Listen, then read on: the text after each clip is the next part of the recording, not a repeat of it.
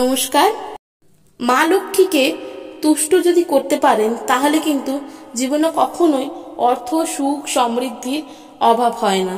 মা লক্ষ্মী তুষ্ট থাকলে এবং মা লক্ষ্মী যদি ঘরে থাকে তাহলে অল্পতেই মানুষের কিন্তু সব শখ ইচ্ছে পূরণ হতে পারে। তাই মা লক্ষ্মীকে সন্তুষ্ট করে এবং তাকে বিধিপূর্বক পুজো করাটা অত্যন্ত জরুরি।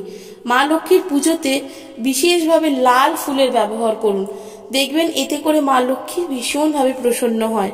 সকালে স্নান সেরে উঠে মা লক্ষ্মীর পায়ে যদি লাল জবার ফুল কিংবা লাল যে কোনো ফুল আপনারা অর্পণ করতে পারেন তাহলে কিন্তু মা লক্ষ্মীর প্রচন্ডভাবে সন্তুষ্ট হয় এবং আর্থিক যে দুরবস্থাটা সেটা তাকে জানাবেন যে আমার এই সমস্যা, প্রভুর কাছে সেই প্রার্থনাটা করবেন, ঈশ্বরের কাছে, মা লক্ষ্মীর কাছে সেই প্রার্থনাটা করে আপনারা সেই লাল ফুলটা তার চরণে অর্পণ করুন।